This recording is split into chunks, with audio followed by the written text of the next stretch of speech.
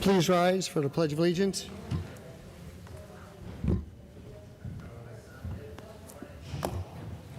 Pledge allegiance to the flag of the United States of America and to the republic for which it stands, one nation, under God, indivisible, with liberty and justice for all. Please remain standing for a moment of silent reflection for our servicemen and women throughout the world and for those who have passed away in our community, especially Tom Bell and Richard J. Leonori.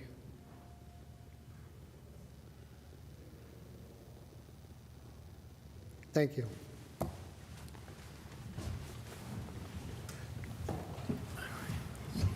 Roll call, please. Mr. King? Present. Mr. Schuster? Present. Dr. Rothchild? Here. Mr. McAndrew? Present. Mr. Smurl? Here. I would like to make a motion to take from the table resolution number 96 of 2024.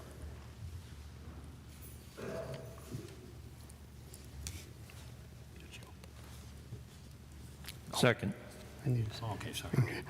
There's a motion on the floor and a second. Take it from the table, resolution number 96, 2024, and place it in seventh order for a final vote. This resolution is the transfer of a restaurant liquor license. If anyone would like to speak on this piece of legislation, you may do so in fourth order, citizens' participation. On the question. All those in favor signify by saying aye. Aye. Opposed? The ayes have it, and so moved. Dispense with the reading of the minutes. Third order, 3A, Lackawanna County Planning Commission Subdivision and Land Development Evaluation Report received September 16, 2024.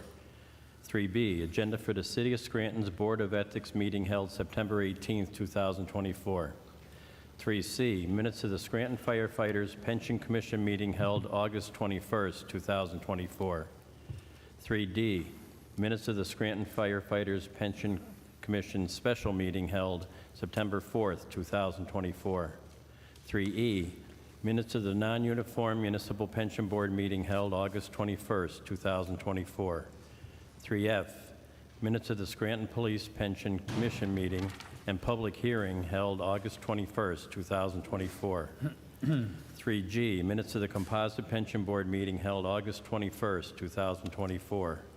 3H, agenda for the non-uniform Municipal Pension Board meeting held September 18, 2024. 3I, minutes of the City of Scranton's Board of Ethics meeting held July 17, 2024. 3J, minutes of the Scranton Civil Service Commission meetings held July 9, 2024 and September 3, 2024. 3K, Scranton Municipal Recreation Authority, August 2024, meeting minutes received September 22nd, 2024. Are there any comments on any of the third order items? My only question is, have we seen any movement or heard any movement on the retired representative of the vacant seat for the Firefighters Pension Commission? I know at one of the meetings there they inquired about the appointment, and he also introduced himself at the meeting. Have we heard anything since? Nothing as yet. Nothing I know of. Nothing. All right, thank you. Okay. Anyone else? No. If not, received and filed. Do any council members have any announcements at this time? I have a quick one. So this Thursday over on West Side is the Victor Alfieri Society's monthly luncheon. All are welcome. Eat in or take out, bring a friend. It's from 11:30 till 1. This month is sausage and peppers or pasta and meatballs, or you can get half and half. Price is $12 for members, $14 for non-members, and as always, they thank you for your support. That is all I have. Thank you. Thank you. Mr. President, I know that Joan handed this to us earlier. The Friends of the Scranton Public Library is going to have a sidewalk book sale to explore a range of pre-owned books, DVDs, and more. That'll be this coming Saturday, September 28th, from 10 a.m. till 3:30 p.m., located at the Albright Memorial Library, and the rain date is October 5th. So that's coming up this Saturday. That's all I have. Thank you. Thank you. Okay. The Historic Architecture Review Board sent a letter into council, and they would like it to be read at council. And also, we will be putting in third order next week for anyone else that wants to see it. It is with profound sadness that we, the Historic Architecture Review Board of Scranton, mark the passing of Richard J. Leonori, a revered advocate, steward of our city's architectural heritage. After a valiant battle with illness, Richard leaves behind a legacy that will continue to shape the preservation and development landscape of Scranton for years to come.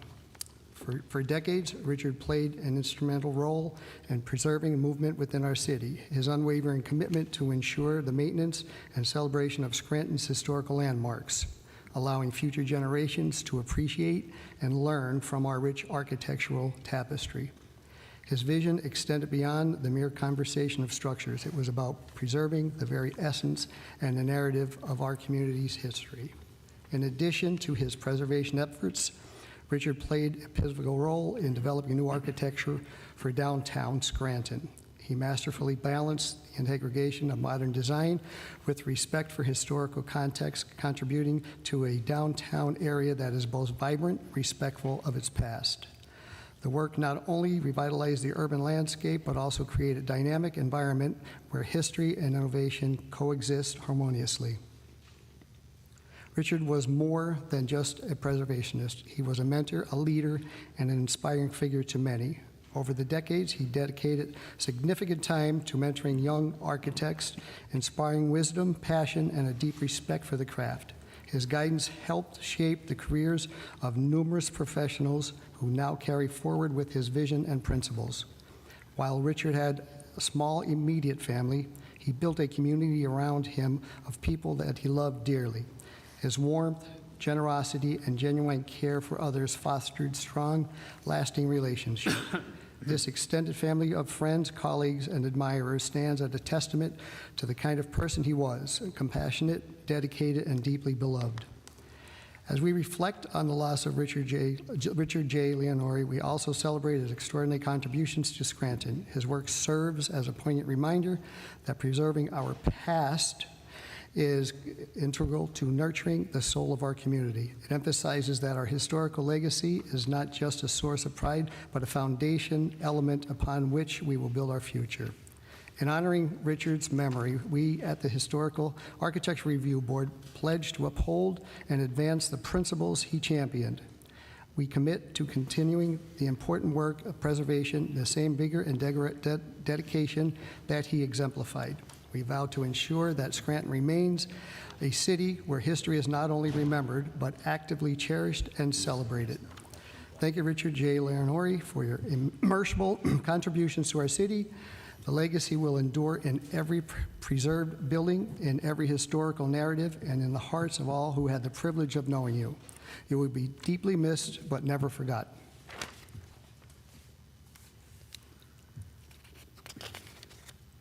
Fourth order, citizen participation. First, Joan Hodowanis.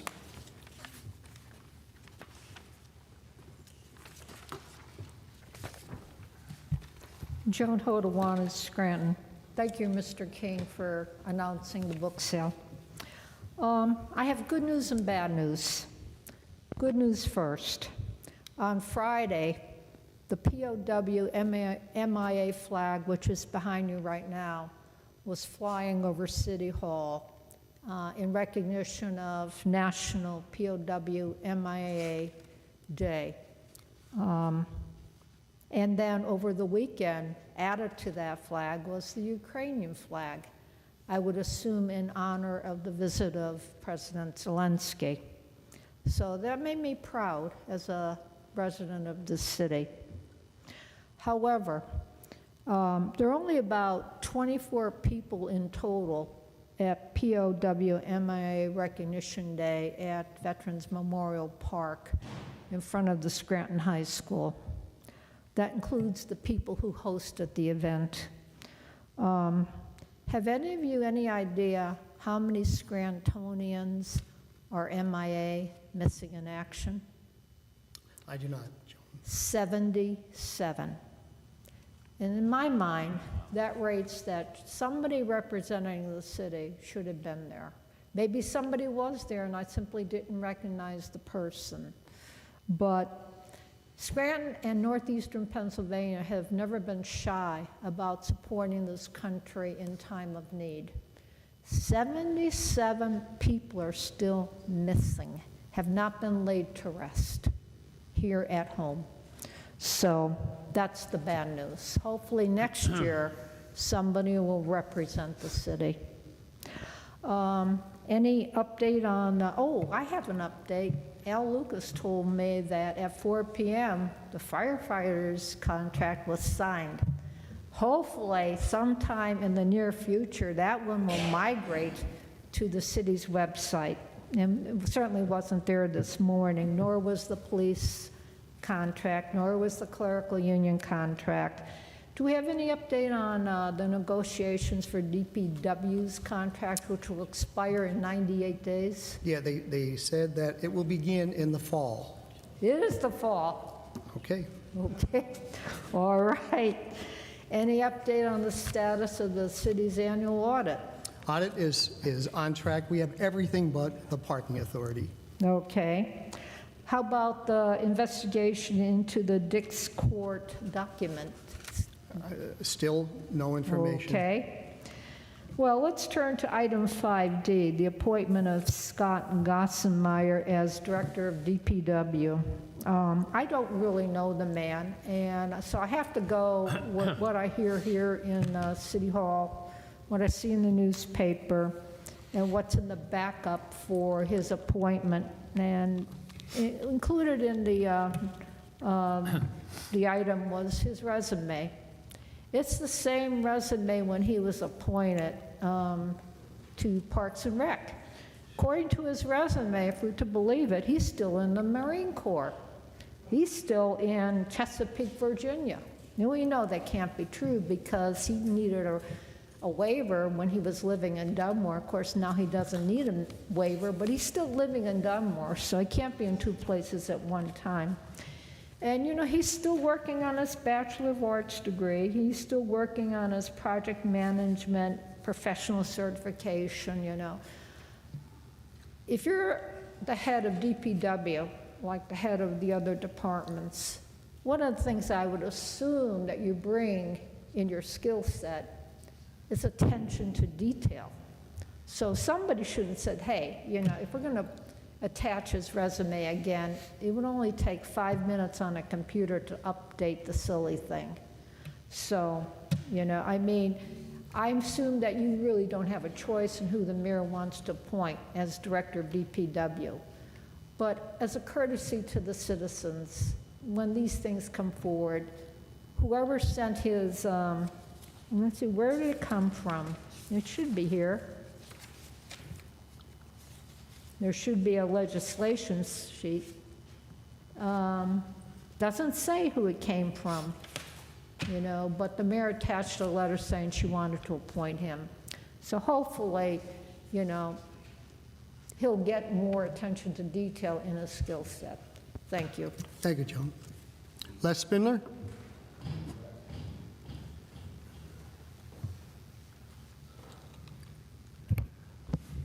Evening, Council. Les Spindler, city resident homeowner.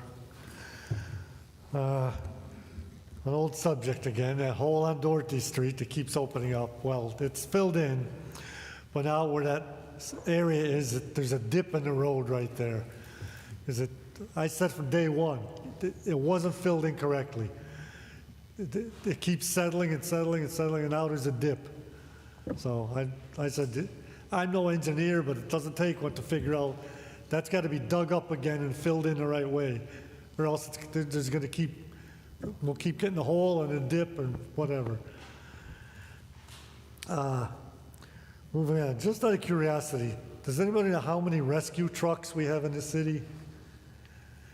I know we have Rescue 1, but I believe Engine 4 goes out as another rescue truck. Well, I always thought we only had one, but I've seen I saw 2 trucks, one had Rescue 1 and one said Rescue 3.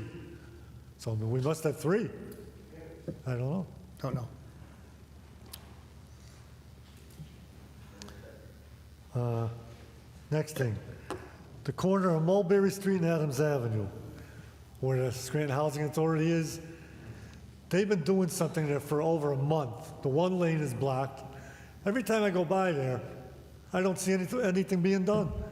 And it causes a terrible traffic jam. People trying to turn down Mulberry off Jefferson Avenue, it's backed up. It's backed up on Mulberry Street. Does anybody know what they're doing there? It's electrical work. It's PP&L, it's underground. We did ask, I believe, 2 weeks ago, and that's the response. It's terribly congested there. I'm told that Sunday when President Zelensky was here, that the mayor finally put the Ukrainian flag up. Unbelievable. Bob Bolus gave it to her how many months ago, and she wouldn't put it up. The president came to town, so she put it up, but it's down again. So what a hypocrite she is. She wouldn't put it up when Bob gave it to her, but the President Zelensky came, so she had to put it up. He probably didn't even come by City Hall to see it. Speaking of Bob Bolus, I got to rebut what he said about me last week, blaming me and people like me don't wear the shirts like I wear for the assassination attempts on Trump. That's a ridiculous statement, as all the ridiculous statements that comes out of Trump's mouth, like the one about the immigrants in Ohio stealing pets and eating them, which the governor, who is a Republican, the governor of Ohio, said there's no truth to that. Again, it's just everything that comes out of Trump's mouth is a lie. Thank you for your time. That's all I have tonight. Thank you. Bob Bolus?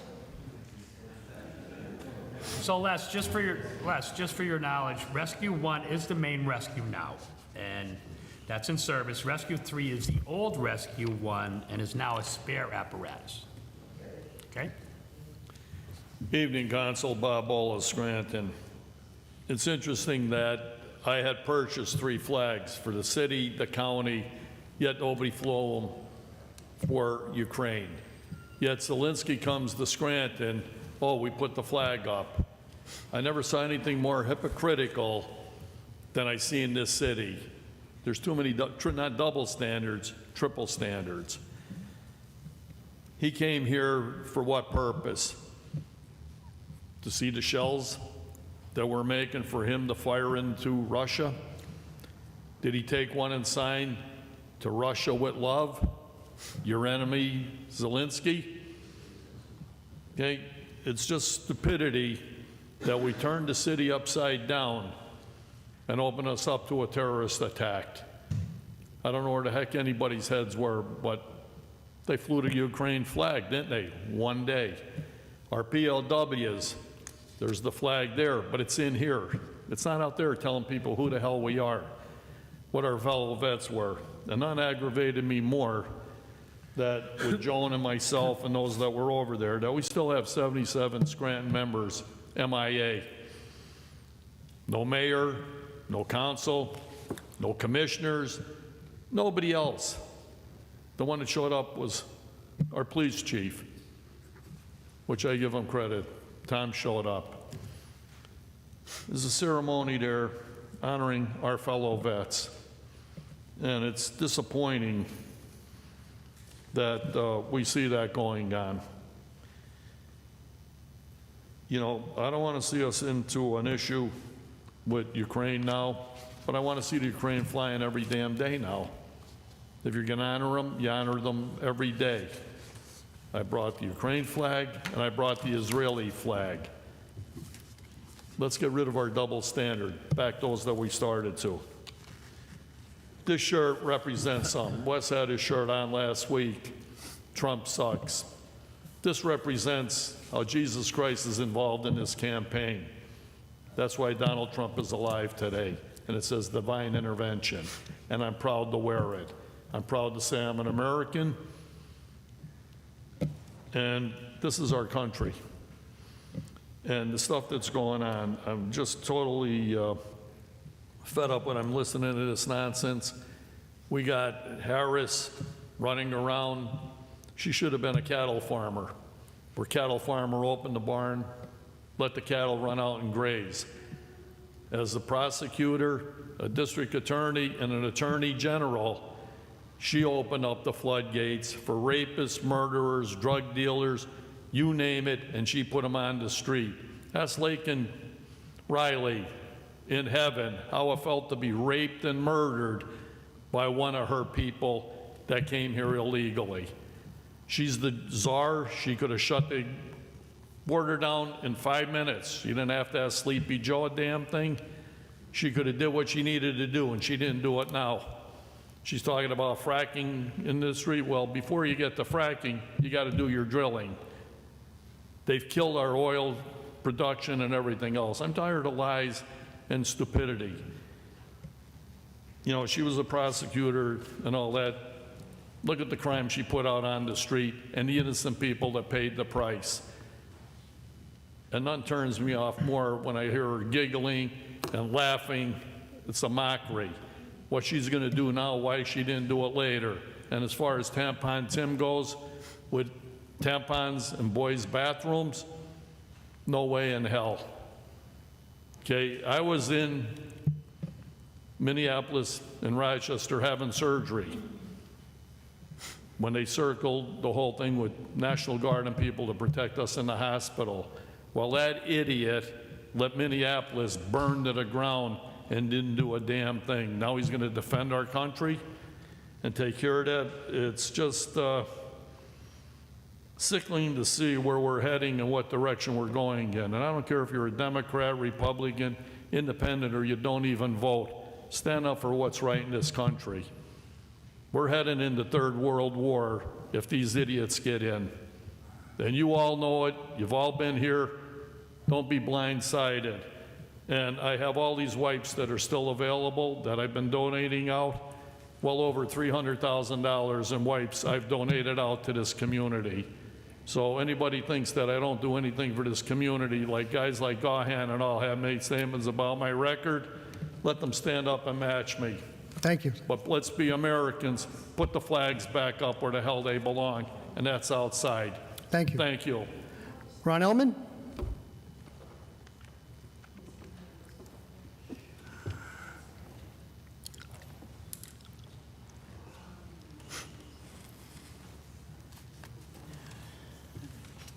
Good evening, Council. You know, with all the criminal elements that Biden has brought into America, I don't think that all this elaborating about the ammo plant being here was very sound. I know the mayor managed to show up, but here, this hypocrite couldn't fly the flag that Mr. Bolus gave the city, but she gets in for some more photo shoots. You know how fast you people forget. You know, for an example, it was only a short time ago, Sister Adrian's group was up at the high school feeding a mile-long list of cars and families that had lost their positions, jobs, businesses, through no fault of their own. And here they were suffering the indignity and embarrassment of asking for assistance because of the pandemic.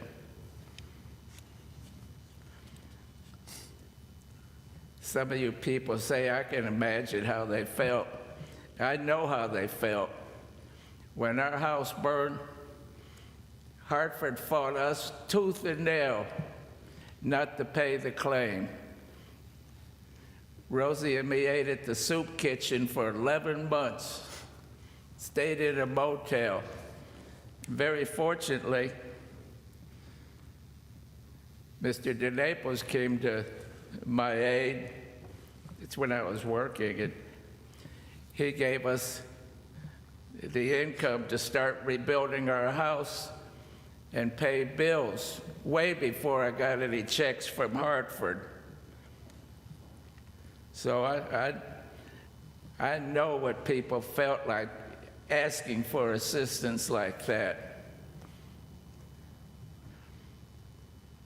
You know, where was Brother Matt at this time? I'll tell you where Brother Matt was. He was giving $10 million to the 8 wealthy colleges to pay their bills and obligations. Not a dime to those people waited in line up at that needed it. That's the kind of person he is. 8 phony colleges hiding behind the Pure Charity Act. They can buy building after building, but they can't pay the taxes to our school board and to you people up there and these people out here. It's a shame what this city has just diminished. We've just hit bottom with these phony nonprofits. How are we going to make up for the loss? All those houses on Colfax and the businesses. Everybody says, well, we'll raise taxes. How much higher can you keep going? I know you have talked to people out there that just can't do it no more. Even rents are getting outrageous.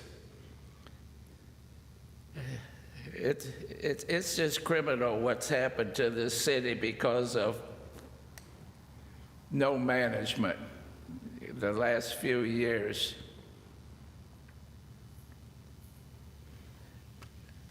I think, in my opinion, it's just time for a new Casey and a new Matt. Casey wouldn't even be here if he hadn't slid in on his father's coattails.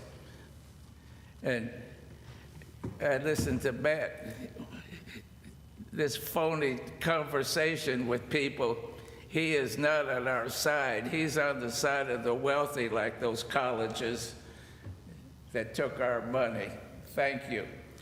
Thank you, Mr. Ullman. Rick Little?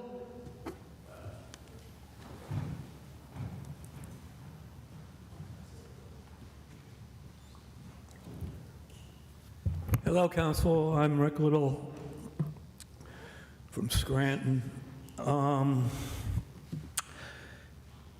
haven't watched TV in a real long time, but I caught the first 2 stories last night on WNEP. And the first story was about the Bloomberg Fair, and the second story was about them signing bombs over there at General Dynamic. That's what I'd like to talk about because these pictures are very disturbing to me. One thing my father always said is, don't watch the ants while the elephants are marching by. And the elephants marching by are, we're not in a war. All my life, we've been in war, you know. But none of these are declared war. You got corporations like Lockheed Martin, Boeing, and General Dynamics. These are big contractors for the part of the federal government, part of what was called in the past the Department of War, but they changed it around. They called it the Department of Defense. Everything's been messed up since 1913. We've been in all these wars, and to see Senator Casey and Shapiro and Zelensky signing bombs. We're not at war with Russia. We very well might be really soon, but you know, who in the local realm allows this to happen? Why isn't there, you know, on Facebook and the social media and everywhere, they have all these, you know, verification checks. We have all these banned books. And yet the book I'm trying to put into the library to teach kids at a young age how the government works, these books by Brett Pike, but they don't want them. There's all the, everybody has fallen in line with where the money comes, and the money comes from the federal government. But the media, especially ABC, which is the station I was watching, I mean, this is really crazy. I mean, this guy Crooks and this guy Roth, the two guys that shot at the president, the Ryan Roth guy, I mean, he's fighting over in Ukraine. This isn't our war. We have a lot of problems here in Scranton, and you know, I expected to see something like Rosie the Riveter. The whole idea of our government, we're not in World War II, but we're running toward World War III, ramping up this war machine. And who's going to come out and say that, you know, what they were talking about on the TV Sunday and Monday is actually our public officials, our representatives, doing unconstitutional acts. Article 1, Section 10 of the Constitution. You can't, a state like Pennsylvania, they can't offer foreign aid to another country. That's called insurrection. That is what it really means in the Constitution. It's treason. As I've said many times before, there's a lot of treason going on here. You know, we should not have the Biden sign on Spruce Street, and it's actually punishable by death. But, you know, everything is, you know, controlled. And the media is the main controller, and General Dynamics, they employ a lot of people. But it's been a long time since it's been an arms place. I think it was 1906 or something that they started making arms, and they stopped in you know, being a federal contractor, and then 56 it ended. But no one knows the history of that place over there. They had a fire the same day. Things are messed up. We have to do something about it. We need new people, new representatives. Thank you. Lee Morgan?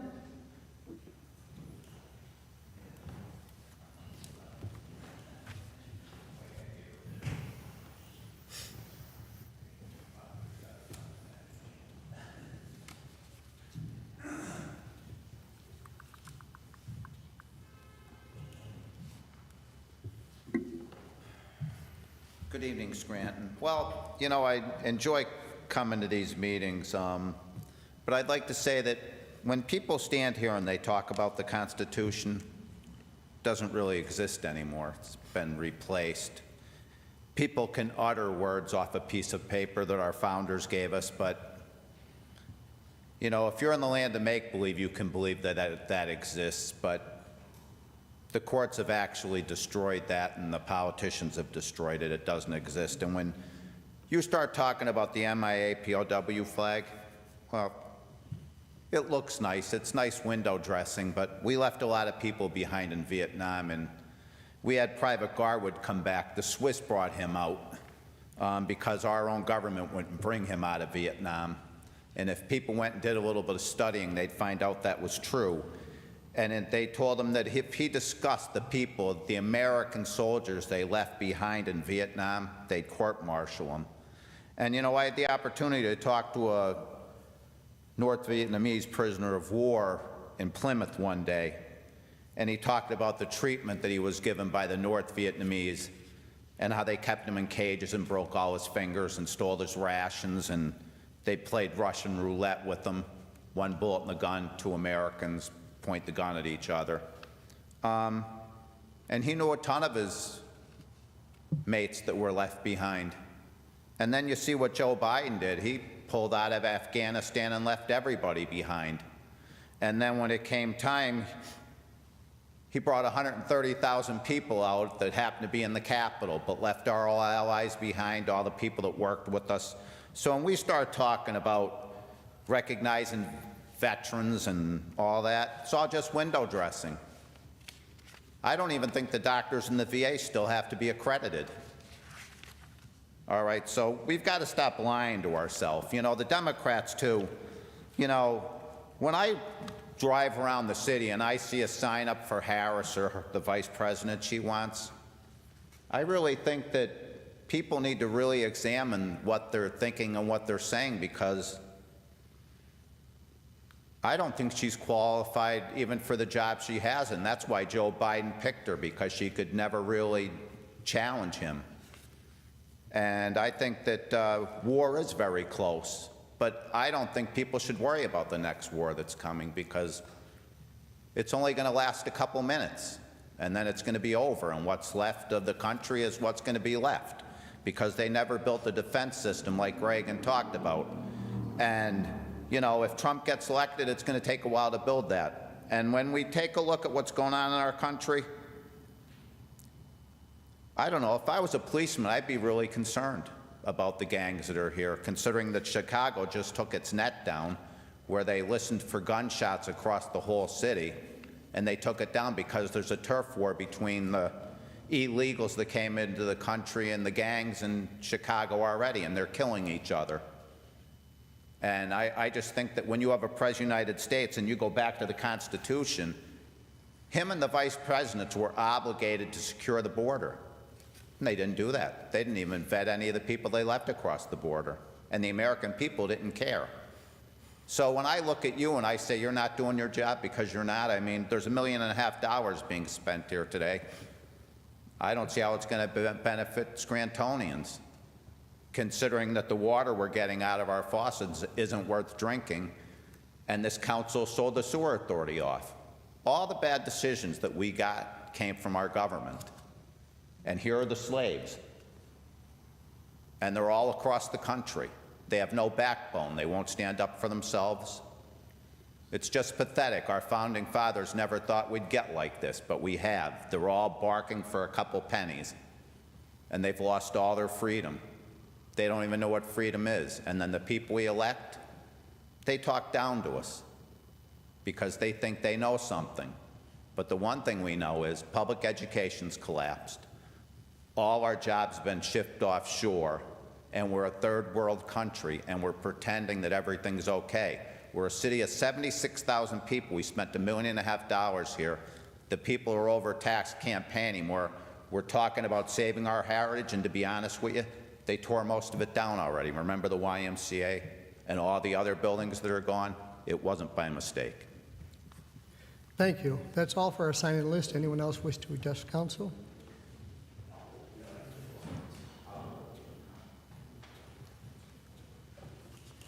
Good evening, council. Charles Wasco, a resident of Scranton and a taxpayer. I want to read this letter to you guys. It's from my mother-in-law. She lives next to 313 Oak Street. It's been an issue for years with her collecting junk. It's a disaster, and I'm the caregiver and the landscaper for my mother-in-law, so I cut the grass, do everything. So I wanted to bring pictures tonight, but I don't have them. But she has been able to collect junk for years, and nothing's been done about it. So I'm here to read you my mother-in-law's letter that she wrote to a certain person on the city inspectors, and I ask that you guys look in to see what the next step is, because there's been fines, they're not being paid, so what can we do next? My mother-in-law is not the youngest, and I would like to see the city work for her in a good way. But I just want to read this to you guys real quick, though. I am the neighbor who lives next door to the 313 Oak Street property owned by Florence Viveda. For many years, she has accumulated garbage, rusting metal, old tires, machine parts, old lawnmowers, and much more. Her yard is filled. For years, she had a hauling business cleaning out attics and basements. She often just dumped the hauled junk in her backyard, and the yard is filled. I have witnessed people pull their trucks up to her yard and empty old metal and trash into her place. When I asked them not to dump, I was insulted and told Flo said they could. She was aware of those, that there was people that were going to do this, and she didn't stop at flow. Periodically, trucks will still pull up and empty into her yard old wood, metal, garbage bags, etc. She speaks with these people, they are her friends. She then puts up a no dumping sign to cover her behavior. She's got tarps everywhere. Her yard is filled with garbage along with lawnmowers containing gasoline. The place is a health and fire hazard. She has built fences, used many tarps, and erected tents to hide this stuff. If you go by this house, you'll see a tent, you'll see tons of tarps, tires. It's a mess. There is an old shed that's ready to collapse. The roof is 3/4 missing and rain just collects in it. The property is now worse than ever before. This summer, I have had to dispose of 3 dead animals that came from her yard. Cats, possums, and skunks live in her mess. The smell at times prevents me from using my yard. Code enforcement officers have been out, and she appreciates that they've been out, and I do appreciate that too.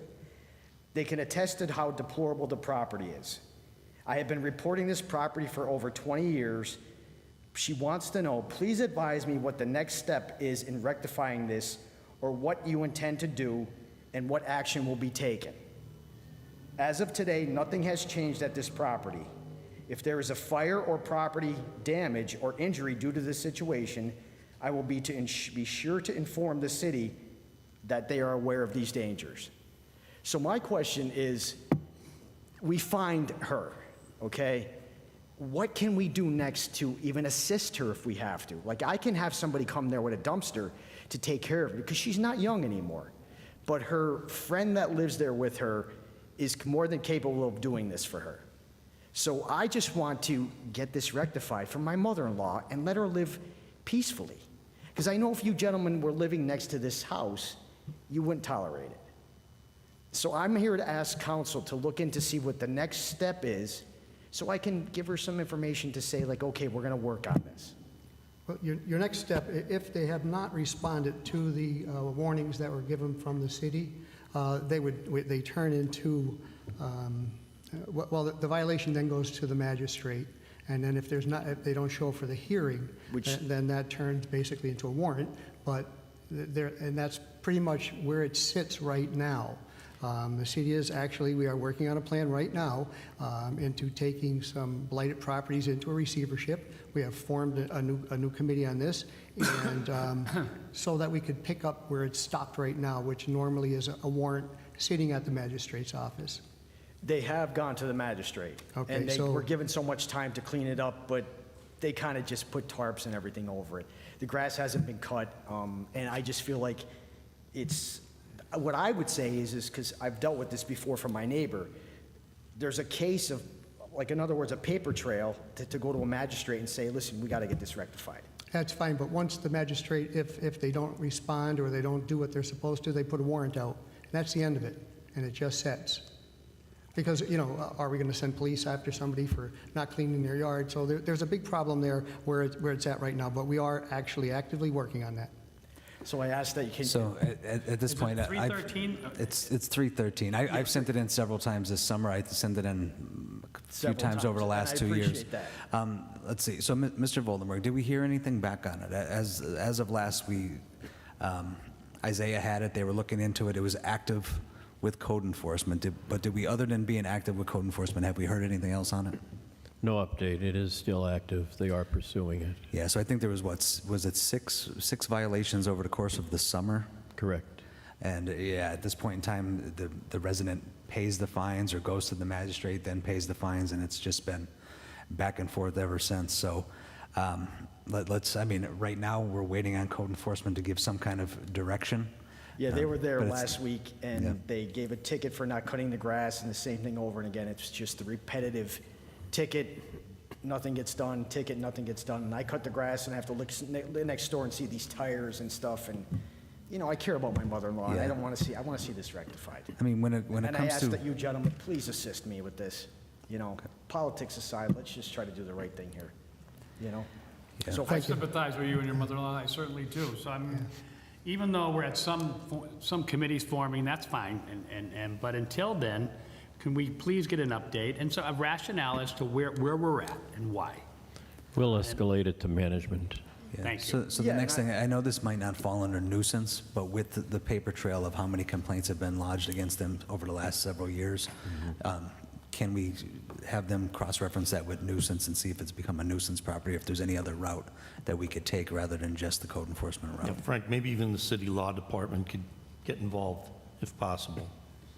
I'll Like, I could have escalate it, I'll involve individuals them all. assist to help take the stuff to the junkyard if they're going to get money, but she just never does.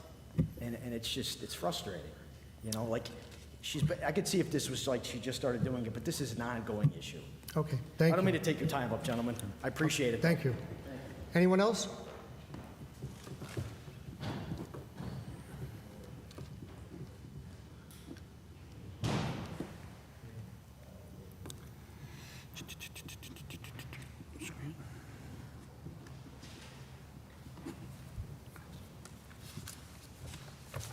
Tom Coyne, Manuka.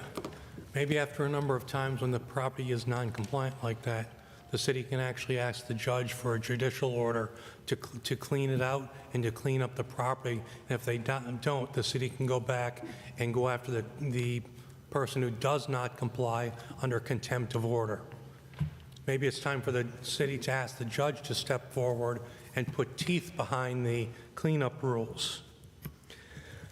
Now, I come here and I want to say good things. I wanted to reach back to the days of Rocky Glen, of the Globe Store, of Woolworths, and the ice cream counter where you could pick a balloon. Okay, those balloons were up there and they had a small piece of paper in them. And inside of that was a slip was a paper for a penny to $1. It was random. And when they popped the balloon, you got the paper, and your banana split cost you anywhere between 1 cent and $1. Those are the days I remember of this city. But unfortunately, every time I come here to say good things about the city and good memories, something on the agenda stops me. The fire truck loan. They'll do maintenance, it'll be checked before the loan and after. I have no issue with loaning it to Dunmore. They'll do the repairs while under use, but do we ever consider about depreciation, that we should get something a little bit extra for the loan for a year? After all, we're looking at a piece of city equipment that's going to be used for a year, and every time it goes out, it has wear and tear on it, and its lifespan is diminished. Eventually, we're going to have to replace that at our own costs. And for the entire year that it's being on the road, that's a year of service taken from it being in the city of Scranton. I'm not talking about a much, just even a token amount to say, we know we're using your equipment and it's going to depreciate. Here's something from locality to locality to say thank you. Last week, Mr. Schuster did an evaluation based on the recyclables numbers used last year. He sent up the baseline data. It was about 100 tons a month. The rejection rate is 88.26 tons, or about the acceptance rate is a little under 12%. Based on this, the acceptance rate was $40 a ton and the rejection $120. So we were paying an extra $7,040 a month to have them take the recyclables to the dump. For the cost, we must also consider the second run with trucks, paying for the equipment, paying for the gasoline, and the routes of the entire city being doubled.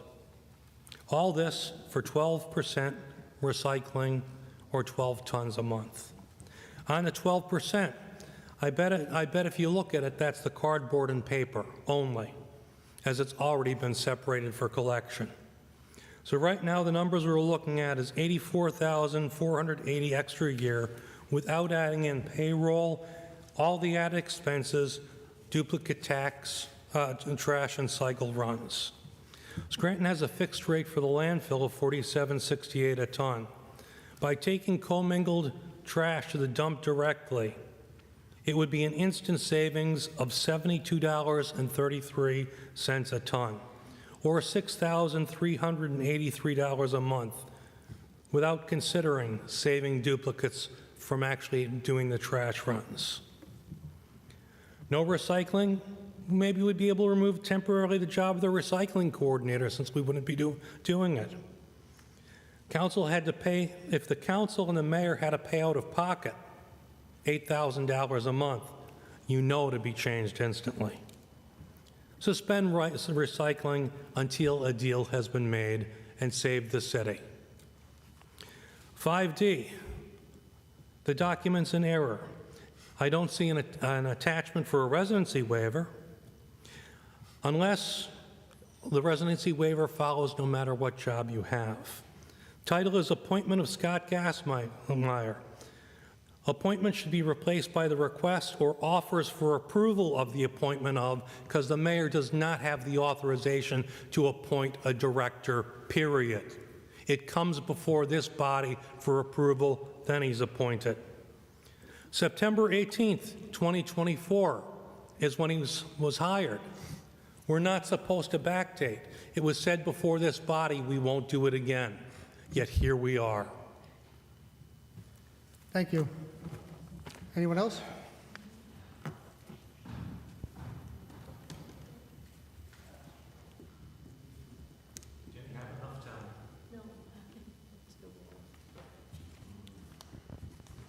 Marie Schumacher, City of Scranton resident. May I bring some materials up to you? You can give it to her. Could you give them to her? Thank you. Okay. Well, she's doing that. I just like to inform you that after what was said about giving the money to the University of Scranton, when I went home, I looked it up, and the University of Scranton has an endowment of $218 million. So,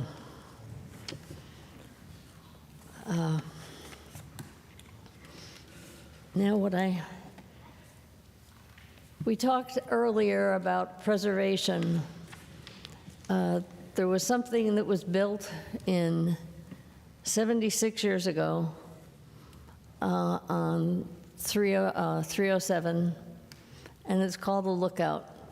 We've talked about it before, and there was a picture of it in the newspaper recently, and it did not give both ends, it just gave the straight, flat, where everything was pretty much nice, because DPW can take the graffiti off pretty easily, it appears, because it comes and it goes. So I give them a lot of thanks for taking some of the stuff off that's written on there.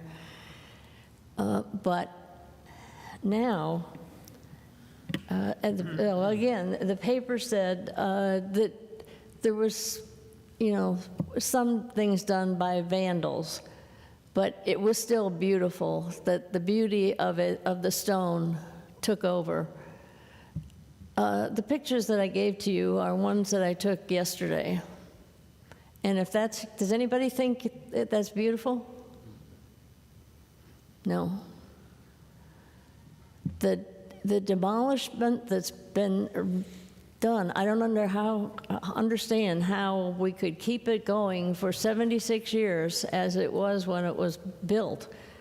And now, all of a sudden, I don't know how it's being done. It's obviously being done when it's dark.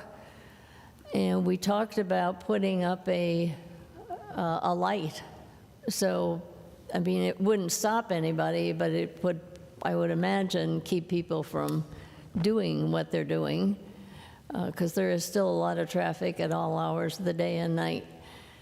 And I think it's just a shame what's happening to that. And I would encourage anybody who would like to see it to just go up 307 to the Lookout and see what it looks like. It is terrible, and I think you should do something about it. At least get the light up there, so I really believe it would keep people from doing things. Not forever, but it's just really terrible what has been done. And so I hope you'll do something. Thank you. Thank you, Marie. Mr. Voldenberg? Oh, I'm sorry. I sent a request in about 3 or 4 weeks ago to our chief to see if we had access to put a camera up there so that we can see up there. I don't know if we got a response yet. If not, will we ask again? I will. I'll ask him. Can we also ask about lighting, if there's a possibility? for Lighting also? I will. Also, can we send some correspondence to the BA to see if there's any kind of grant opportunities available for historic renovations? Restoration for that? I'll ask. Thank you. Thanks.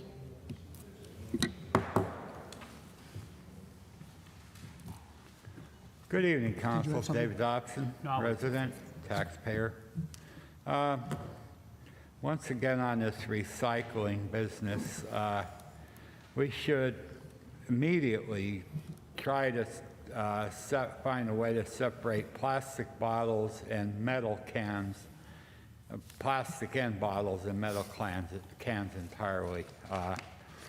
They get wrapped up in each other. The glass gets broken, it gets down in the can. You have to look at the can, throw out the can because it's got glass. And there has been complaints when we're using the inmate population to sort that stuff out, that there were injuries where it kind of dumps down onto a conveyor from maybe like a little higher than my head.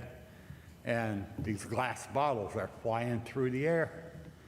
You know, they can hit people, they can sling glass into their eye.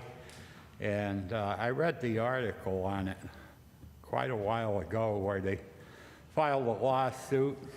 I don't know if it'll work because slavery is permissible in the United States if for punishment of a crime. So the more crimes we have, gee, we could have more slaves, I guess. That's the way our American Taliban thinks, I guess. And they just love to have more inmates, and we could put people in jail for 15 years. A man was caught, father of 3, with a pint of whiskey in 1928, and he got 15 years for a pint of whiskey. So, gee, just think of all the recycling we could sort with that. Good God. It's a win-win. And I'm happy once again to announce the leachate into the Naog Gorge tributary has been nixed, it's turned down, and hopefully we won't have to listen to any silly ideas like that for at least a couple of years, polluting the Naog Gorge with garbage water where everything was dumped from old oil filters to battery components for cars, and you name it, it's up there. And once again, on the tax exempts, 40%. We need state compensation. I'm interested, I wouldn't have to be the leader, but an exclusive Scranton taxpayers, exclusive. We don't need anybody up the valley, down the valley, or north or south, strictly because those people are actually profiting by our loss of paying all these taxes to compensate for our lack of a tax base. I mean, 40%. And it's the state constitution. We can't say you can't move here. We can't say anything about it. Our hospital that never worked out over there, for-profit hospital, is going nonprofit. They're floating a $120 million bond issue. And now, on the railroads, I have an article here, I'll leave it with you. Increased use of long trains has allowed major freight railroads, etc., I won't name the railroads, to cut costs. can employ fewer crews, maintain fewer locomotives, average length of trains increased by about 25% from 2008 to 2017. By 2021, when the report was commissioned, some trains have grown to nearly 14,000 feet or more. And there's other interesting things here where if a train's going up a hill, it's being pulled two separate ways. Once it tops the mountain, it's being pulled this way, and by gravity, it's being pulled that way. So it doubles up on the stress on the couplings. You can have a derailment in this New York second. So it's something we really need to consider. Some people, I see them here tonight, got the bridge straightened out up there on Theodore Street. And there are potentially 100 car loads of natural gas, liquefied natural gas, possibly in the future coming through Scranton. Thank you. Right above your home. Just take it over here, please, on your desk. Over there, please.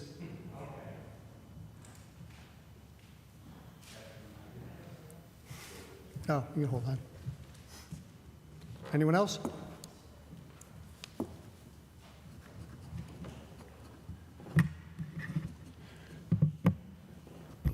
Good evening, Council. Mike Mancini, Scranton. Tonight I'm going to talk about my vision of the city. At one time, we had beautiful streets, beautiful neighborhoods, where families would shut down the street and have picnics amongst friends. We don't see that much anymore because of our current climate. Things have changed nationally, but they've also changed locally. I have spoken several times about a railway that's going to be here in the next 4 years. This current election, it's coming through the cycle this November, is important. Something just as important is next November. That's when we re-elect our local officials. That includes part-time Page.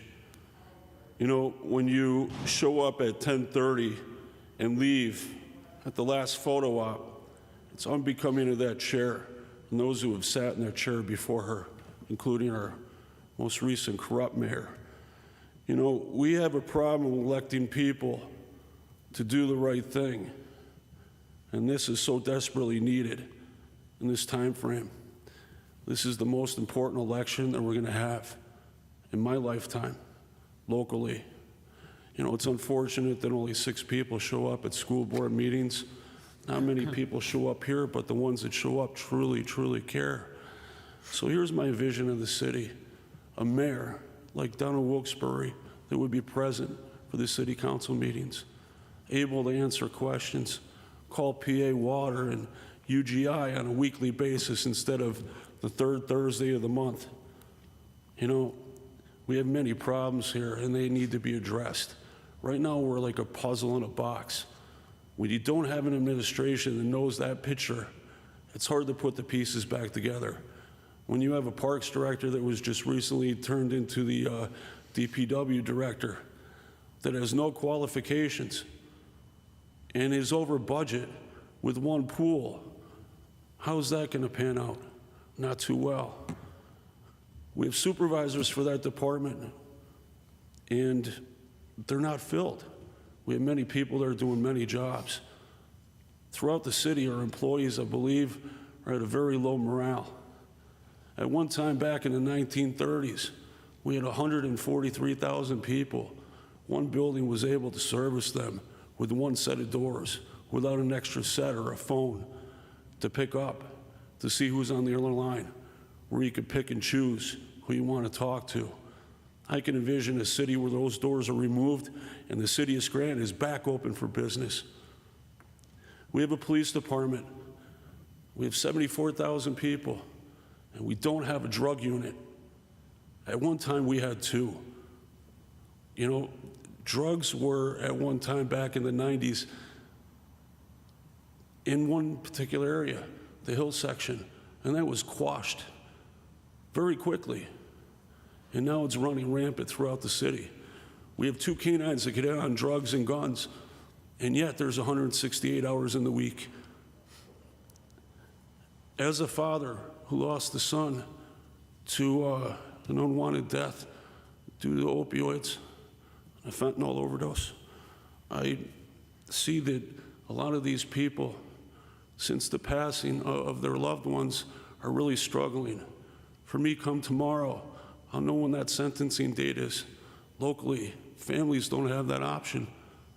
They don't. Nobody's getting prosecuted for these deaths. I can envision a city where a mayor with a strong backbone has that ability and is willing to do that hard work, willing to pick up the phone when need be, and making sure that things go well. Somebody from here who truly cares, somebody who's been tested time and time again, who doesn't have any strings attached. The only string attached will be the people of Scranton. I mentioned last week about a good friend of mine telling me when the time is right. Well, gentlemen, I think the time is right. I really do. I was told by somebody that it's going to take a lot of money to run for mayor. Well, guess what? It's the will of the people. Scranton is not bought. Scranton is not paid for. The will of the people will overcome this. The will of the people will do the right thing. We've managed to go through 2 cycles with mayors who did a very poor job. This time around, I hope you get it right, because I know where that glass ceiling is. Somebody walked around with one of these. I know how to use one of these. God bless the people of Scranton. God bless the city council. And God bless the Scranton Police Department and every other union here, because morale needs to be up, and I'm the one that could do that. Thank you. Good evening, council. Is there anyone else? Fifth order, 5A motions. Mr. King, do you have any motions or comments? Just a few comments. Thank you for the update, Councilman McAndrew, on the rescue trucks. So they took, the new one is Rescue 1, the old one's now Rescue 3, and that's kind of like a backup spare. Thank you. I had asked a question for a yes or no on Leach 8 at Evelyn Street in North Washington, and I got that question answered tonight directly from Pennsylvania American Water that no, there's no leachate going through those lines. We were told that that project is a third of the way completed, yet we didn't get an exact or even an approximate time for when that project's going to be done. I believe he said 30 days to maybe a month. I hope that's the longest it is for the residents of the Green Ridge section, because that's been it's been a difficult situation for everyone who lives in that area. We get an update on the pilots. So far this year, $232,493.92 have been donated to the city, or presented to the city, I should say, in lieu of taxes. $150,000 of that is from the University of Scranton. No other colleges or universities have donated as of yet. Mr. Voldenberg, if you can reach out to the administration and trying to get an update as to where we are with the HUP test, be greatly appreciated. That's all I have this evening. Thank you. Thank you, Mr. King. Mr. Schuster, do you have any motions or comments? I do have a few to report out from last week. One of them I already somewhat reported out, but I had a question last week for 5H, which was a grant for $100,000 for the facility usage, and I asked if the City Hall expansion was going to be included in that, and I got back 3 words: yes, it is. So in that usage assessment, they're going to look into the expansion of City Hall. There was also another one. It was 5N last week. I asked, there was 2 individuals that had resigned from the Civil Service Commission, and I asked if they could advise the reason why the members had resigned. It's only a 3-person commission, but 2 out of those 3 people had resigned. So the answer that I got was 1 person resigned their seat because they obtained a new job that severely limited their ability to properly serve on the Civil Service Commission, and 1 person resigned because they were just hired by the city to a non-civil service job, which was the recycling coordinator. So that individual resigned from the board because they're going to be the new recycling coordinator. They were the two questions I had last week. I did want to ask this while the water company was here about 902 West Elm Street. So it was a question I had last week. I know an email went out that I did ask it in an email to I think all of the representatives here were on that email last night. But if we could look into 902 Elm Street, there's a steel plate covering a basin, and the residents wanted to know when that's going to be replaced by them. So if we could just ask them when that will in fact be replaced. I will. That same question was asked by Steve Tiemann in DPW, and we're awaiting the answer. Yeah, he was also included on that email last night. I will. One more, so I did ask for some of the recycling info, and last week I got that recycling info. We were at about an average of 100 tons per month. I asked for the last 3 months of the year to see what we could, what type of savings could be had possibly, since we moved up to 120 a ton for those recyclables. Out of that, what was able to be extrapolated from that is, on the average, we're getting 100 tons of recycling, and at this point in time, so this was last week, as of August, 88 tons had been returned, or actually not returned, but counted for non-recyclables that we were going to charge $120 per ton. So I just had raw data, but Mr. Voldenberg, if we could ask, is it in fact correct that 88 tons out of the 100 tons of recycling that were brought to the center last month, in fact, were declined and charged at that new rate? I'll ask that, sir. Thank you. That's all for now. Thank you, Mr. Schuster. Dr. Rothchild, do you have any motions or comments? No, I don't have any motions or comments at this time. I'm sorry that I wasn't able to be there tonight. I have 2 sick kids, so happy I could join by phone. Thank you. Mr. McAndrew, do you have any motions or comments? Got a couple. So first of all, Mr. Spindler's Dorothy Street issue, it's for years. Could you please have the proper departments go over and take a look at it and see what's up, and let's fix this once and for all. I will. Be done with it. Thank you. Secondly, so I was informed during the meeting that there is a camera on the lookout. It's on the left-hand side platform on a pole. Maybe it's not functioning correctly. Okay, let's, okay, if that's the case, let's replace it. A light will be nice, but at the end of the day, this has to be repaired. And because when I look at the picture, I'm looking like I could go up there right now and knock a couple more off, which I, of course I wouldn't do, but in addition to the light and the camera, we got to fix this. And then it won't be that easy to knock over. And when I look over at the end of the picture, it looks like there's a drop-off. So this is becoming a huge safety issue as well. Someone's going to get hurt. I know this has been brought up more than once to the administration, and I think we need a solution, a final solution for this. I mean, I'm going to reach out to maybe some people in industry that would want to volunteer. This looks like West Mountain limestone. It looks very familiar to me. I'm sure the quarry up in West Side on the mountain would be glad. I mean, it doesn't look like a lot of stone is needed, but of course we need some expertise. And if anybody's listening or watching now and would love to step up and help us fix this problem for once and for all, instead of a Band-Aid or two every year, I'd be thrilled. Mr. McAndrew, there's a good chance some of those stones are still there, too. Yeah, some of them, it looks like that. But you know what? Maybe not. Maybe they're broke. Well, that's an assessment a good mason could figure out. Yep. And I'm not one, right? I would do it. All right, thank you. So next, the city did a great job with the crosswalks this year. We had to remind them that they needed to be done, that they're mandated at all the schools, including the parochials. But in addition to that, I remember requesting proper signage that's also mandated as, the school zone 15-mile-an-hour signage. So I'm receiving some complaints that not all of them are done yet.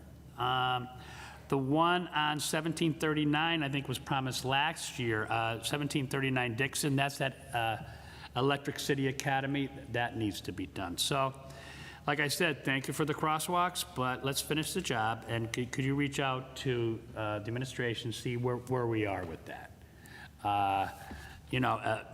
Additional signage, I'm hearing maybe one or two needs another stop sign. Some of the stop signs or the signs that are there are faded, need to be replaced, and some foliage might be covering it. Maybe when the leaves are gone, that might satisfy that. But please ask for an update where we are, cleaning everything up and getting everything, because this is a mandate by the state, and of course we want to be in compliance for the health, safety, and welfare of our students. Also, I got a complaint again about Meadow Avenue and River Street, all right? The traffic is a disaster still. I know I asked or requested for a traffic study maybe 6 months ago, maybe longer. I don't know if that occurred. Could we look into that, Mr. Voldenberg, and see what happened with that? I know they were going to do it. I think we were told that they were going to do it. I don't know if that occurred. And in addition to that, one of the catch basins up there, or maybe there's a couple of them, they were cleaned out, but maybe it's growing back or wasn't cleaned out completely. They need to be looked at again. And, and I know we brought this up before, and this is at the hotel, the old Sheridan across the street, right? I keep hearing that the third and fourth floor are housing illegal migrants.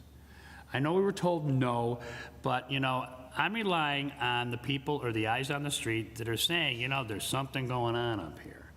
They see a lot of suspicious behavior. I know it was checked out, but I promised the people that reach out to me, we'll take another look.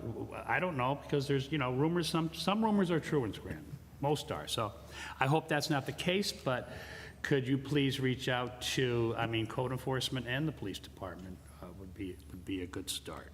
I will, sir. And I think that's all I have. Thank you. Mr. McAndrew. Just one more thing, Mr. President. I want to thank the artists who did the work for the county on the murals coming into the city. I think they did a great job. It's a great improvement to the entrance to our great city. If you could inquire with the county, now that they're done with their work, as to when we're going to remove the barriers and kind of restore the entrance to the city so that we can get traffic flowing a little bit smoother coming into the city, that would be greatly appreciated. Thank you. I will, Mr. King. Mr. Voldenberg, one more thing on that note with the entrance to the city.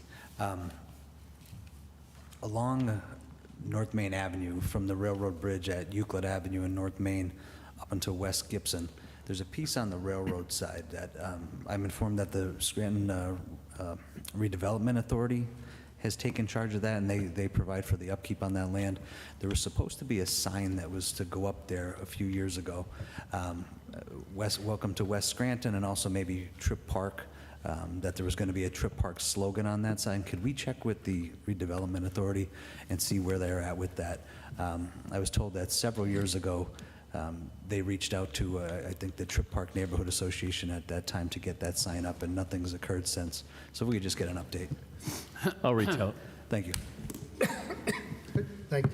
I have a few updates. This is from our code enforcement on items that we have sent to them.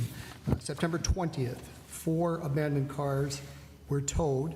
September 23rd, 7 abandoned vehicles were towed. September 23rd, 7 tractors were towed off of properties, and Scranton Police Department is addressing the vehicles that are parked on the city roadways.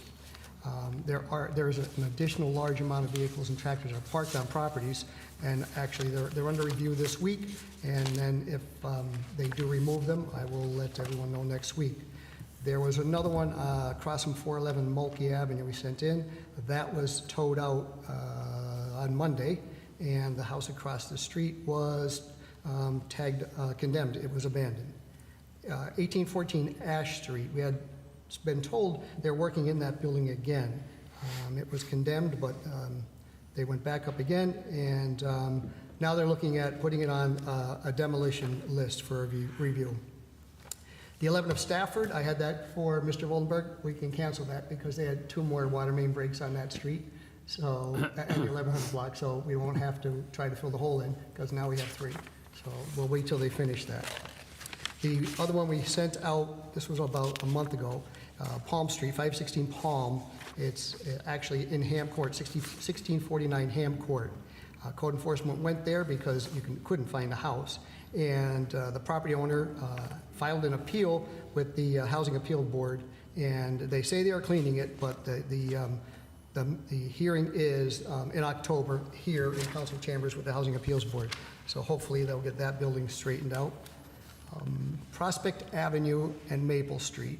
The garage in the rear, there's multiple cars being worked on, and it's an illegal business. And so city zoning inspector found no violations. Well, Mr. Voldenberg, would you please send them out again? I personally sat there, took pictures of multiple cars, multiple people working on them. So one of us is mistaken. Also, 628 Maple Street, the zoning officer inspected that and found no violations there. So perhaps we'll look at that one too. And Front Street, they're looking to do, in the 500 block, it's all overgrown coming into the street now. I don't know, DPW has that machine, they can reach over and maybe cut some of that brush back before the winter hits, because then it all falls down and you really can't get through there. And the last thing I have is Richter Avenue. I received this late. We need to know who is working on Richter Avenue. I don't know if it's a project for Roaring Brook or for the Roaring Brook project, but they've dumped a lot of large stone. They've dumped a lot of cut stone, and they have a giant excavator on that land. Now, it's city property. It's actually NAG property, and that was cleaned out about 5 weeks ago. It was leveled and seeded for grass. I want to know who is working there, if we can find out. Do they have a permit, or is it the state? Whoever it is, they need to know. It's got to go back the way it was, because it seems when we let them use corner lots and stuff for storage, it never comes back the way they've received it. It's always destroyed. So whoever it is, I'm not saying they did that or they are the ones that destroyed the other properties, but it's getting to be tiring chasing these people around that destroy the property and just don't come back and fix it. So if we can find out who that is. I will, sir. And that is it. Can I do one more? Mr. Voldenberg, also, can we reach out to city administration on Wells Street? It was discussed a little bit tonight, but they put large river rock along Wells Street. I don't know if it's for some of the erosion there, but some of the houses, I think, are taking some water on due to the river rock. Some of that rock has slipped away, and when hard rains come through, they're having some issues there. So if the city could just check on that. I will, sir. Thank you. 5B for introduction, an ordinance ratifying and approving an intergovernmental agreement of cooperation and memorandum of understanding between the City of Scranton's Fire Department and the Borough of Dunmore regarding the borrowing of a spare city fire engine apparatus. At this time, I entertain a motion that item 5B be introduced into its proper committee. So moved. Second. On the question? So on the question, I received some information. So that this was lended, they lended Engine 11, I think, in 2001 to Dunmore. As of last week, they're in the process of getting 2 apparatuses refurbished. And our spare engine will ensure that they have enough apparatus to perform their duties. The Union Local 860, which is up there, is incredibly grateful to us for the help. It is also going to be used as a spare for Dunmore, meaning it's not going out as a main piece that's going to get a lot of wear and tear, but as a backup if their main piece goes down or they get a fire and need backfill their stations. That's per the union president of Dunmore Fire Department. Thank you. Just for some clarification. Okay. All those in favor of introduction signify by saying aye. Aye. Aye. Opposed? The ayes have it, and so moved. 5C for introduction, a resolution accepting a donation in the amount of $1,000 to the Scranton Fire Department to be placed in the Special City Services account as noted. At this time, I entertain a motion that item 5C be introduced into its proper committee. So moved. Second. On the question? All those in favor introduction signify by saying aye. Aye. Aye. Aye. Opposed? The ayes have it, and so moved. 5D for introduction, a resolution, appointment of Scott Gassemeyer to the position of Director of the Department of Public Works effective September 18th, 2024. At this time, I entertain a motion that item 5D be introduced into its proper committee.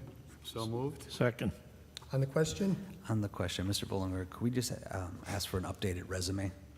And also, prior to our break, we discussed several MOUs, MOAs with DPW and also the fire department. Have they all been 100% ratified, if we could ask the administration? And at this point, are SPD, SFD, DPW, and clerical allowed to move out of the city? Or is that still being negotiated on with the labor attorneys? I'll ask those questions. Thank you very much. And real quickly, for clarification, okay, I know there was a waiver passed, right? But I believe it's still written in the code that any department head still has to come to us before they're hired for advice and consent. Before next week, could you please verify that, and also you to Solicitor Gilbride, if you wouldn't mind doing that for us, okay? I will, sir. Thank you. All those in favor of introduction signify by saying aye. Aye. Aye. Opposed? Ayes have it, and so moved. Sixth order, no business at this time. Seventh order, 7A, for consideration by the Committee on Finance for adoption, filed to Council number 34, 2024, closing and abolishing inactive special city accounts. What is the recommendation of the chairperson for the Committee on Finance? As chairperson for the Committee on Finance, I recommend final passage of item 7A. Second. On the question? Roll call, please. Mr. King? Yes. Mr. Schuster? Yes. Dr. Rothschild? Yes. Mr. McAndrew? Yes. Mr. Smurl? Yes, I hereby declare item 7A legally and lawfully adopted. 7B, for consideration by the Committee on Rules for adoption, filed to Council number 35, 2024, amending the Human Relations and Discrimination Code to change the size of the Human Relations Commission. As chairperson for Committee on Rules, I recommend final passage of item 7B. Second. On the question? Roll call, please. Mr. King? Yes. Mr. Schuster? Yes. Dr. Rothschild? Yes. Mr. McAndrew? Yes. Mr. Smurl? Yes, I hereby declare item 7B legally and lawfully adopted.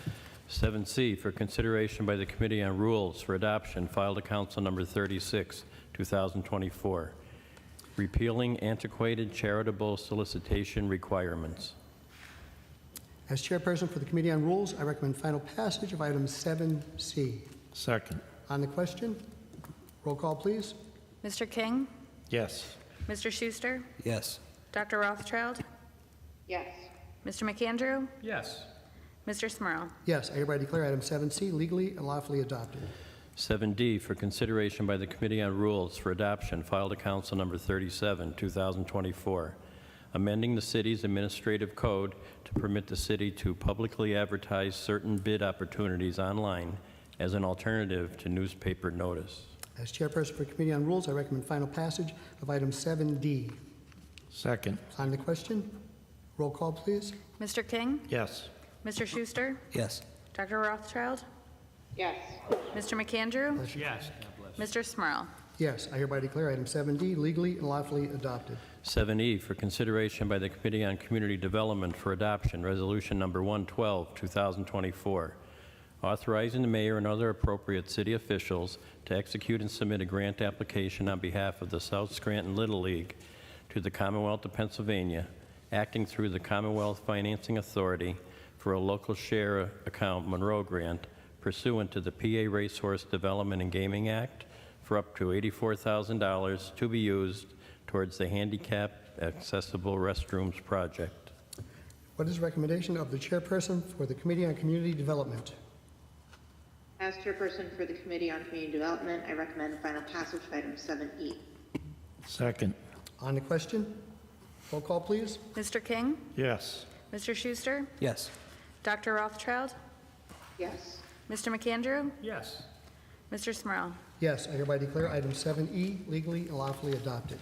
7F, for consideration by the Committee on Community Development for adoption, resolution number 113, 2024, authorizing the mayor and other appropriate city officials to execute and submit a grant application on behalf of the Divine Mercy Parish to the Commonwealth of Pennsylvania, acting through the Commonwealth Financing Authority for a local share account Monroe grant pursuant to the PA Racehorse Development and Gaming Act for up to $122,651 to be used towards the St. Joseph Cemetery Restoration Project. What is the recommendation of the chairperson for the Committee on Community Development? As chairperson for the Committee on Community Development, I recommend final passage of item 7F. Second. On the question, roll call, please. Mr. King? Yes. Mr. Schuster? Yes. Dr. Rothschild? Yes. Mr. McAndrew? Yes. Mr. Smurl? Yes, I hereby declare item 7F legally and lawfully adopted. 7G for consideration by the Committee on Community Development for adoption, Resolution Number 114, 2024, authorizing the mayor and other appropriate city officials to execute and submit a grant application on behalf of Woodhaven Recovery to the Commonwealth of Pennsylvania, acting through the Commonwealth Financing Authority for a local share account Monroe grant pursuant to the PA Racehorse Development and Gaming Act for up to $96,600 to be used towards the Mulberry House project. What is the recommendation of the chairperson for the Committee on Community Development? As chairperson for the Committee on Community Development, I recommend final passage of item 7G. Second. On the question, roll call, please. Mr. King? Yes. Mr. Schuster? Yes. Dr. Rothschild? Yes. Mr. McAndrew? Yes. Mr. Smurl? Yes, I hereby declare item 7G legally and lawfully adopted. 7H for consideration by the Committee on Community Development for adoption, Resolution Number 115, 2024, authorizing the mayor and other appropriate city officials to execute and submit a grant application on behalf of Street Cats and Dogs to the Commonwealth of Pennsylvania, acting through the Commonwealth Financing Authority for a local share account Monroe grant pursuant to the PA Racehorse Development and Gaming Act for up to $31,500 to be used towards the Naog Zoo building chimney and masonry restoration project. What is the recommendation of the chairperson for the Committee on Community Development? As chairperson for the Committee on Community Development, I recommend final passage of item 7H.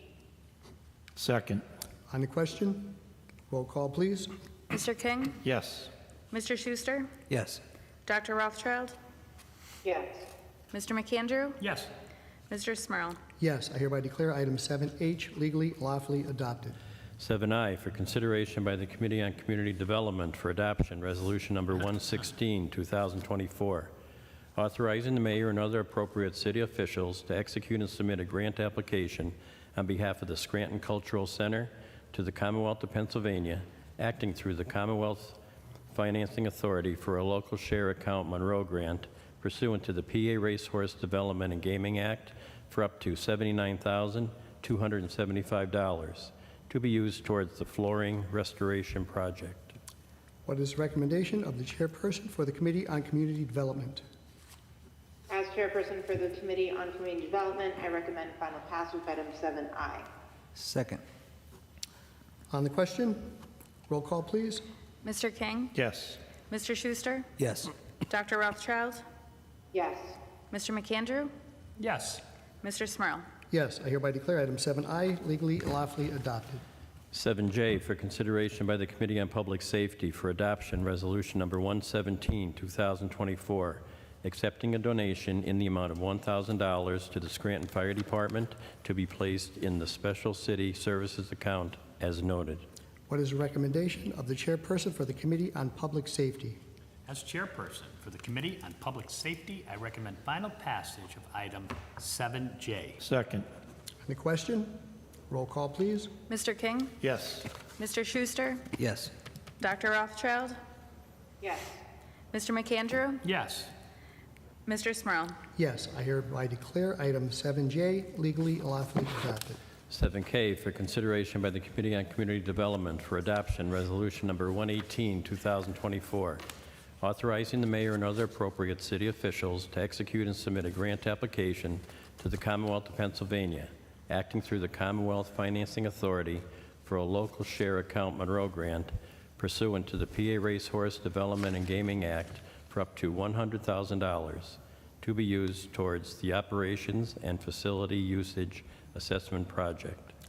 What is the recommendation of the chairperson for the Committee on Community Development? As chairperson for Committee on Community Development, I recommend final passage of item 7K. Second. On the question? Roll call, please. Mr. King? Yes. Mr. Schuster? No. Dr. Rothschild? Yes. Mr. McAndrew? Yes. Mr. Smurl? Yes, I hereby declare item 7K legally and lawfully adopted. 7L for consideration by the Committee on Community Development for adoption, Resolution Number 119, 2024, authorizing the mayor and other appropriate city officials to execute and submit a grant application to the Commonwealth of Pennsylvania, acting through the Commonwealth Financing Authority for a local share account Monroe grant pursuant to the PA Racehorse Development and Gaming Act for up to $150,000 to be used towards the digitalization of legal and other city documents project. What is the recommendation of the chairperson for the Committee on Community Development? As chairperson for the Committee on Community Development, I recommend final passage of item 7L. Second. On the question? Roll call, please. Mr. King? Yes. Mr. Schuster? Yes. Dr. Rothschild? Yes. Mr. McAndrew? Yes. Mr. Smurl? Yes, I hereby declare item 7L legally and lawfully adopted. 7M for consideration by the Committee on Community Development for adoption, Resolution Number 120, 2024, authorizing the mayor and other appropriate city officials to execute and submit a grant application to the Commonwealth of Pennsylvania, acting through the Commonwealth Financing Authority for a local share account Monroe grant pursuant to the PA Racehorse Development and Gaming Act for up to $200,000 to be used towards the Gateway Signature Branded Signs project. What is the recommendation of the chairperson for the Committee on Community Development? As chairperson for the Committee on Community Development, I recommend final passage of item 7M. Second. On the question? Roll call, please. Mr. King? Yes. Mr. Schuster? Yes. Dr. Rothschild? Yes. Mr. McAndrew? Yes. Mr. Smurl? Yes, I hereby declare item 7M legally and lawfully adopted. 7N for consideration by the Committee on Public Safety for adoption, Resolution Number 121, 2024, authorizing the mayor and other appropriate city officials to execute and enter into a memorandum of understanding with American Rescue Plan Act Director to obligate state and local fiscal recovery funds for a community violence intervention and prevention program in the amount of $847,225.28. What is the recommendation of the chairperson for the Committee on Public Safety? As chairperson for the Committee on Public Safety, I recommend final passage of item 7N. Second. On the question? Roll call, please. Mr. King? Yes. Mr. Schuster? Yes. Dr. Rothschild? Yes. Mr. McAndrew? Yes. Mr. Smurl? Yes, I hereby declare item 7N legally and lawfully adopted. 7O for consideration by the Committee on Community Development for adoption, Resolution Number 122, 2024, authorizing the mayor and other appropriate city officials to execute and enter into a memorandum of understanding with the American Rescue Plan Act Director to obligate state and local fiscal recovery funds for tourism in the amount of $200,000. What is the recommendation of the chairperson for the Committee on Community Development? As chairperson for the Committee on Community Development, I recommend final passage of item 7O. Second. On the question? On the question, so, I don't know, for some reason I thought that Scranton tomorrow is going to be involved with this money. They are. I don't see it this week in the legislation. Oh, okay. I don't see it. Well, that's fine. So, $200,000 is a lot of money. And I'm thrilled that we're looking to increase tourism here. But, I mean, the Scranton experience, everybody's familiar with the TV show. I think there's a lot of other great things that Scranton is known for, and that should be marketed as well. Because, you know, I know this is an MOU. I know it's going to be handed off to Scranton tomorrow. I know they come in various times throughout the year, and they're scheduled. But it doesn't say what, you know, for the most part, it's going to be the use and provisional marketing of the Scranton or the office experience. Does that $200,000 include a vehicle to do tours? Because I know people out in constituents for the city come out and say, you know, we could do some tours too, or maybe, you know, buy a vehicle that looks like a trolley. We're known for that. We're known for a lot of things just instead of just the office experience. So I'd like, if you would reach out to Leslie Collins, see what her plans are, see, the creative people behind this, what are they looking to do? And maybe, I don't know when her next scheduled meeting is to come in to update us, but maybe she can be prepared to answer them questions. I'll reach out to her, sir. Thank you. Roll call, please. Mr. King? Yes. Mr. Schuster? Yes. Dr. Rothchild? Yes. Mr. McAndrew? Yes. Mr. Smurl? Yes, I hereby declare item 7O legally and lawfully adopted. 7P for consideration by the Committee on Public Works for adoption, Resolution Number 123, 2024, authorizing the Mayor, Office of Economic and Community Development, and other appropriate city officials for the City of Scranton to execute and enter into an agreement with Multiscape, Inc. to provide work and services for the NAOG multi-court project. What is the recommendation of the chairperson for the Committee on Public Works? As chairperson for the Committee on Public Works, I recommend final passage of item 7P. Second. On the question, roll call, please. Mr. King? Yes. Mr. Schuster? Yes. Dr. Rothchild? Yes. Mr. McAndrew? Yes. Mr. Smurl? Yes, I hereby declare item 7P legally and lawfully adopted.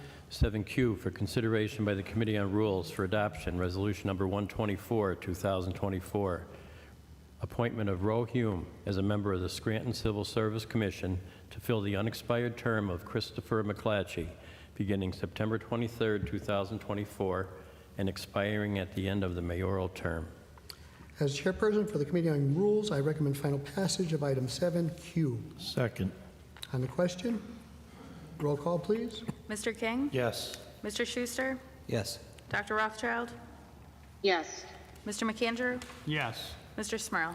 Yes, I hereby declare item 7Q legally and lawfully adopted. 7R, previously tabled, for consideration by the Committee on Rules for adoption, Resolution Number 96, 2024, approving the intermunicipal transfer of a restaurant liquor license R6138, currently owned by AARK Hospitality Dixon City TK LLC, and located at 4011 Commerce Boulevard, Dixon City, Lackawanna County, Pennsylvania 18519, to Shriji Mark LLC, located at 338 Franklin Avenue, Scranton, Lackawanna County, Pennsylvania 18503, as required by the Pennsylvania Liquor Control Board. As chairperson for the Committee on Rules, I recommend final passage of item 7R. Second. On the question, roll call, please. Mr. King? Yes. Mr. Schuster? Yes. Dr. Rothchild? Yes. Mr. McAndrew? Yes. Mr. Smurl? Yes, I hereby declare item 7R legally and lawfully adopted. 8th Order 8A, Resolution Number 96, 2024. This resolution was taken from the table and placed in 7th order for a final vote this evening. 8B, filed to Council Number 31, 2024. A public hearing was held on this ordinance this evening. It will be taken from the table and placed in 7th order for a final vote next week. If there is no further business, I'll entertain a motion to adjourn. Motion to adjourn. Thank you. This meeting's adjourned.